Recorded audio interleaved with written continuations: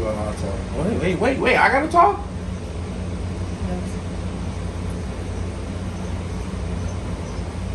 What would you?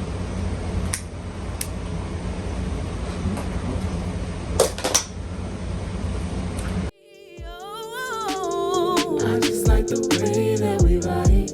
I wanna keep you around. Every single day, every night. I wanna let you know that I'm down.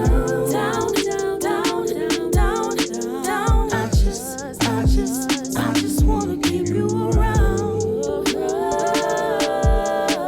And every single day, every night, I wanna keep you. Hello, everyone, and welcome to Harris Hope and Humor.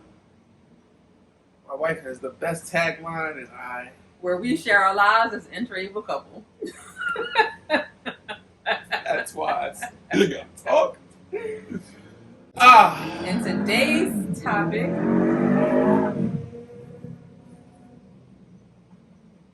today's topic is we're going to talk about what our life is like as. We're going to talk about. We're going to talk about what it's like for me to be a caregiver to my spouse, and what it's like for him to have his spouse as his caregiver. I'm hoping people will actually enjoy this episode because I feel like this is a topic people seem to have a little bit of interest in. I'm eating fruit because I'm trying to get it in because I got this baby weight I got. Ain't nobody asked you to explain yourself. You grown. You gonna eat fruit. That's fine. We gonna call this our breakfast mukbang.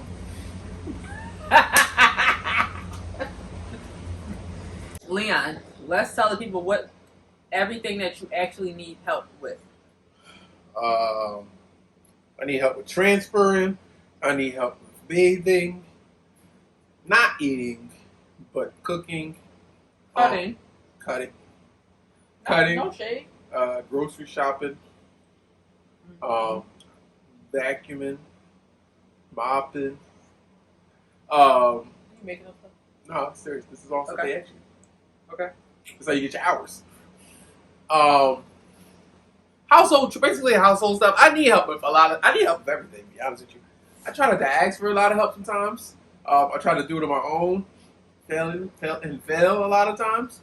But, because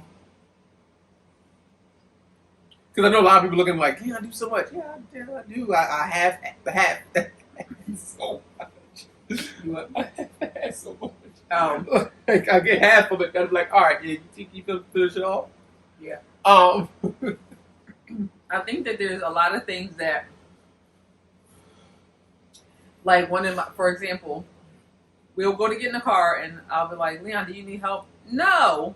And it's always when he says no that like his chair gets away from him. He can't get into the driver's seat. Like something always goes wrong on the days that he decides, no, I don't need help. And then I have to go from like being in the front seat, buckled in, ready to go, to have to get back up the car and help. I really should just help you all the time. And so that's one of the struggles, so to speak, is I think just as a couple in general, like having to figure out who's good at what and who should do what. But then I think one of the struggles is like knowing that there's a lot of things you potentially need help with that you don't ask for help with. And then instead of me kind of like having those conversations with you, I just get frustrated because I do feel like I have moments where I feel like I do everything around here, and I don't say it out loud because I feel like it's very unfair, because I feel like that is a feeling. Mm-hmm. It's not a fact. I don't do everything around here, so I don't. It would be unfair for me to be like, I do everything around here, but I have moments where I do feel like I do a lot, and I do think that is a normal feeling, mm-hmm. and I do think that is a fair assessment. Yeah. And just having to find that balance between like how much is too much for me to be doing, and what things should I get help with if it's things that you can't help me with. So deciding when is a good time to kind of outsource some type of help. Or come up with a better strategy. That's something I'm working on now, which is coming up with a better game plan of how to get everything done around here that needs to get done, so that it's done in a way that I don't feel overwhelmed by it. So I don't prefer Saturday morning getting the whole house clean. Like, I know as Black people, that's what we do. We put on our gospel music or our oldies, and the whole house is going to smell like cleaning products on a Saturday morning, and it's supposed to feel really great. That doesn't really work for me. Not right now, it doesn't work for me. I think because Noelle's still so young and Leon's in class, and because it's more me doing a lot of it than anything else. It would be my whole Saturday trying to get the whole house clean in one day. So what else? Is it weird for you to have your wife as your caregiver? No. You don't make it weird. I guess in some people, like, you don't make it weird. You don't. I think one, I intentionally try not to put too much on you, like handicap wise. I mean, I know the regular household stuff does fall to you, but I intentionally try not to put a lot of the disability stuff on you. So I think I'm intentional about that so that I don't burn you out. I honestly don't think I realized until this conversation how much of the household stuff I have to look at as part of the disability stuff. Like, I know it's easier for me to sweep and mop than it would be for you. Like, even me just trying to envision it, it's just kind of ridiculous. But, like, to really, like, hear you say it and to really put it into perspective of, like, this is part of the job. I personally do prefer that I'm his caregiver because I don't think anybody's going to care enough about him as much as I would. And I know for a lot of other people in the interabled community, or even just the disabled community, keeping caregivers is hard to do. And so having to, like, learn new people, having to teach new people get burnt out from this type of position, depending on the injury level and how much comes with it, that can be a lot to have like new people coming in our house. Yeah, I hated it when we had the new people, had the nurses and stuff. I had, like, last year, the nurses in and out. Not knowing when nurses come in. Yeah. They all operate differently. This one's going to call ahead of time. This one's not going to call ahead of time. This one's going to give you a window. This one's going to only a window of time that they can come. This one's only going to be like, oh, I only can do 10. And it's like... And then with a kid, it's worse because then they got to interact with your kid. You know, we want everybody talking to your kid and interacting with them. Yeah. Like, yeah. I hated that. Like, that's I'm so another glad thing. that part of life is over. To have a kid now in the mix, you don't want your kid around anybody. You don't want your kid around... It's just a lot for you. Because we got to visit a nurse basically since we had Noelle. Because when I had the other hip, and when I had the first hip at the old place. Thank God we've had good nurses. Yeah, we've always had great people. Yeah, about me, our guys. I mean, we had a couple duds, but like no, not it wasn't anybody... like my consistent duds though. No, yeah, they weren't consistent. I mean, duds. It was a fire though, and they were duds that like, and not just because we didn't personality wise we didn't like them and want them in our space. They just weren't good. They weren't good nurses. Yeah. So. Now you just won't get fired. But I do think that it can be challenging to separate the two. Yeah. Sometimes it can be. Yeah. Or not really challenging to separate. Yeah, I guess hard. That's the right word because there's because it blends. It blends so well. It blends so well. Much. It's like you were saying when you was doing my legs and you're like, oh, this is kind of like intimate because like it blends so well. Like if you have to be professional. Like if it's professional, you know not to cross lines. But it's like. It blends. I actually enjoy the moments that I can provide his care, and I can see it as an intimate moment because I think it takes away that pressure or that awkwardness of like feeling like you're supposed to be my husband and we're supposed to have these intimate moments, and now we can't because I have to do your stretches or I have to do like help you with whatever. She's talking about poop. I was. I was talking about poop without talking about poop. Yeah. But yeah, so speaking of poop, there are some things that aren't fun. There are some things that aren't sexy. There are some things that you can't make intimate. They just are what they are. Yeah. And again, I think that it helps that I have a background in healthcare. I think it helps that I'm like familiar with that area. Because I don't know how the other like wags do that aren't in healthcare. I don't know. I don't want to know. That's why I picked you. Like, oh, she know about this. She sees some poopy. And I think that it also helps me to advocate better for him because I have enough information. One thing that's interesting, I think we kind of make, or we make mistakes with is sometimes we both miss the signs and symptoms of something coming. And I always like beat myself up about it when I'm like, how did we not see this coming? Like, how did we both kind of like miss this? But thank God we're in a good place right now. Okay, so I don't even worry about that no more. Like, happening. I think, well, just the devil's advocate for us, I had a lot of things going on at once. So with the hip, it was other stuff going on. Yeah, I feel like UTIs were easier to pick out before the hip. Yeah. UTIs were easier I think to the really hip was pick out. definitely way more like that. Yeah, like it wasn't enough time to even see it coming. Yeah, it wasn't. I think with the UTI, we definitely knew when something was kind of smelled brewing. it, you felt it. Like I would know with a UTI. The color, But when the hip, I didn't realize I had osteomyelitis for that long, and the infection that was just in the hip. A lot of my UTIs at that time would just literally come on the day of and then blow up, and I would just be septic. Or later that afternoon, you would be confused as to why this UTI seemed different, but it was probably more the hip, and they just transferred over to each other. So sometimes I do, because I always think too far in the future. I do kind of wonder what our future will look like in terms of as we age, what things will be changed. So like for now, we have the van and it's not really wheelchair accessible, but we can make it work because Leon has enough like strength still left in his body to be able to do transfers.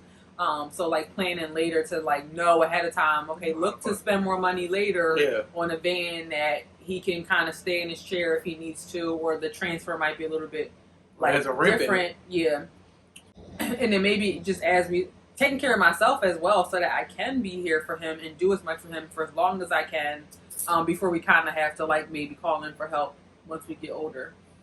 I just thought about something. No, I was thinking maybe we should have did the bathroom differently. Not differently, but like when I go in, that's a roll-in bathroom now. So a roll-in shower. I'm just thinking about the future. Take a shower and stuff like that. Yeah, what, in the chair? Yeah, but I think it'll be pretty accessible. I think it's pretty accessible for the future. I think because it's wide. It's really wide open. That's what I think about. That's why I try to do as much as I can now because I don't want to have any regrets later. Like I didn't go 110%. Like I don't work out. I probably need to work out more for myself and for my family. But I do feel like in 20 years I'm probably gonna be in a power chair. I could see about 20, 30 years. My shoulders might be like, all right, you're done. Yeah, I guess I could be fair. I can't say whether I think. I mean, maybe not 20, but maybe. My first thought would be like, no, but then I'm like, no, I don't know. Hey, realistically, I can see. I mean, just to give them a break. I can see them going mostly power chair in a couple years, like 20 years, 20, not a couple, but like down the line, decades. Would a service dog give you your shoulders more longevity? No, who pushing me?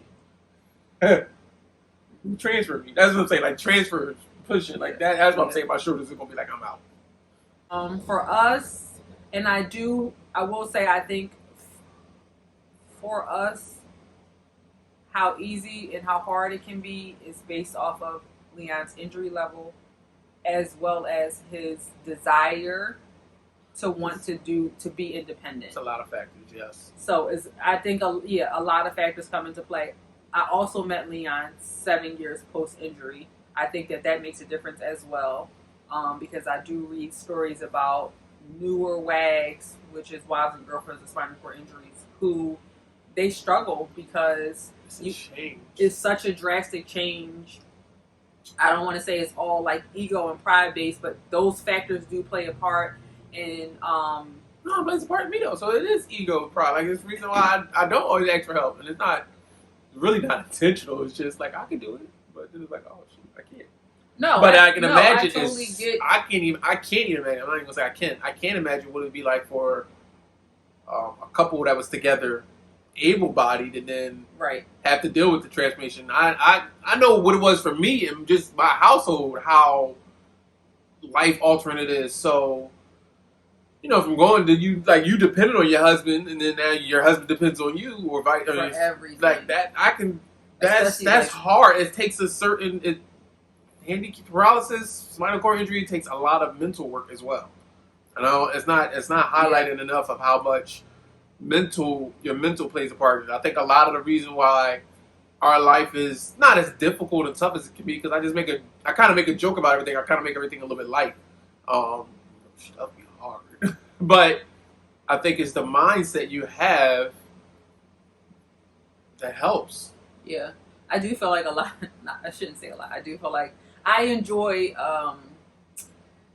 members of the like disabled wheelchair community who do have like a dark sense of humor, because there's a part of me that's like, oh my god, like, do you need therapy? But then there's also a part of me that sees the beauty in like, I already have to do this. Yeah. So like I have to. So why not do it in a way that makes me a little bit more happy, a little bit more comfortable than to always be in this part of it that's hard and difficult and I can't change it. And yeah, I think we were going to say that what you said was what I was going to say, in that I do think that, yeah, there's still a pride and ego thing, but like you were saying in the beginning, I don't know that experience. So when I see people talking about it, I just feel for them, because I don't know what that experience is like to have to go from, yeah, I was the man of the house and I worked the job and I took care of everything, and you know, and you planned this life, especially if you already had kids, and now everything changes.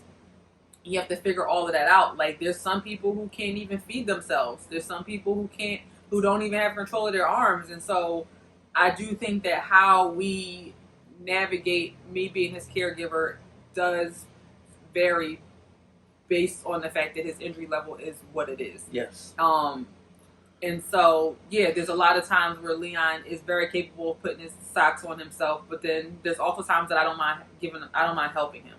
That is something that I'm supposed to be able to help him do. Helping him with shoes, or even finding certain shoes that still makes him feel... Billy's. But the shoes that make him feel... that still make him feel like his age, and make him feel young, and like, I don't want to sound old to be like, oh, it makes him feel hip, but still makes him feel stylish, but also are functional, because we have had some duds that just, we like, no, we ain't doing these, because ain't nobody fighting to put these shoes on. Because that's another thing. You get ready for date night and you trying to be like all cute and sexy, and like, wear these sneakers and call it a day. Like, really struggling to put shoes on. You're like, we gonna be late to the dinner because I can't get these shoes on. It was like on. 30 minutes one day we took like to put some brand shoes. We had some new shoes. It was like 30 minutes trying to get them on. We had the shoe horn. We tried a lot of different things. Then having your foot constantly sliding off the plate. Yep. Or the times where, like, I forget, I don't know if it was an anniversary or what it was, but it was that one when we still lived in the condo. We were going to dinner, and I had to call my mom to come over. She was coming over anyway to help babysit Noelle. And I was like, can you come, like, now? Because you fell in the bathroom. And I think you were already, like, we were already trying to, like, build ourselves up to be like, let's just do this. Like, let's go out. Let's go to dinner. And then the fall was like, oh my God. Now he's really not going to want to go. It was before the Camp Park show? I mean, the Camp Home Stage show? No, we went to the Brazilian. Oh, that one. We was going to that Brazilian steakhouse, the one that we didn't go back to. Yeah, life is funny. And then I do think that us as a couple, and this is something that we're working on in therapy, is making sure you have like a really strong foundation as a couple, and really knowing that your end goal is the same, and that what you're working towards is the same, whether even if your approach is different. Yeah. Because I do feel like we have moments where it can get awkward. That like, say we get into it about something, but then like he needs help. He still needs my help. Yeah. Leon's gonna he's gonna try to muscle it by himself. He ain't gonna ask me to help him now because we just got into it. But I get offended by that because I still care about you. I'm still your wife. Even if I'm not on the clock, I'm still your wife. I'm not gonna sit here and watch you struggle. I might not like you in this moment, but I'm gonna get the cup. Or I'm gonna put the shoe on. I think we had an issue one time. We had something go on. We had an extra lawnmower here. Our lawnmower we was trying to get rid of. And I think we had got into something. I was like I can't wait to get the lawnmower. So I got the lawnmower from I took it out the shed, brought it all the way around, and put it on the curb. And then what happens in situations where you don't want to ask me for help and we'll already be into it is something stupid gonna happen. He gonna get stuck in the mud somewhere. He gonna fall, or he gonna be about to fall. It's always gonna be something that's gonna be like, if you would have just opened your mouth. I've learned how to communicate now. I know how to communicate a little better. Thanks, there, this lady. It's probably in Brazil. Is it tough to juggle a full-time job outside of being a caregiver? Absolutely. That's all I'm gonna say about that. Yeah. It's not the easiest thing to do. Is it doable? Do people make a way? Do people figure it out? Yes. I think what really becomes, so not only is it hard because this is a job that I feel like regardless of how many hours they approve me for, you're still always on the clock. You're going to always be working. Yeah. There's not going to be a point where I can say, Leon, like, if you not done whatever you need me to help you with, it ain't going to happen today. It's just not how that operates. We live in the same house, we sleep in the same bed. So what am I supposed to do if he's struggling with a transfer to get into bed? Just be like, it's after 11. It's 11:03. Right. Easter still. You only had me till 10 today. Like, I do think the unfortunate part about having to be a caregiver to your spouse, if your injury level is different, is getting those breaks in. Like I do see those questions that WAGs ask each other of like, oh, what do you guys do when you want to go on vacation, or what do you do if you want to go on a staycation by yourself? And so I am grateful that I do know that he can manage with me not here. The one time I left, he fell. What was the video? Right. Well, pop that in there. The one time I left. That was a whole, no, the 2 days was hard. Like my bike, I remember I had the issue where my pants messed up. Well, I said you can manage. I didn't say it was easy. I said that he can manage. No, but I was sick too. I was sick as a dog. Yeah, he was sick as a dog. He had an issue with his belt, which was like his pants were too tight. He felt it in the well school. They're still talking about it. But he managed. Yeah, I'll be fine. Yeah. And so we can like take turns where like I can give him a break. So like I took a break, and then that's hard for him. But then I can also give him a break where like, yeah, he may still have to do all of his care himself while I'm gone. But he doesn't have to be a parent. He doesn't have to be a husband. Yeah. He can just kind of exist in his space. And even if that means he's just going to be like, all right, I'm in the bed and I'm just going to play video games all day, that's going to be his choice. And then it's hopefully a safe choice. I don't have to hear about when I come back that he was on the floor. So yeah, anything else? No. Alrighty. We hope you guys enjoyed this episode. I hope we answered any questions you guys may have had. Don't forget to like, share. Is it comment? Subscribe. People should comment too, though. Yeah. Leave us some comments. Don't forget to like, share, and subscribe. See you guys next time. Bye!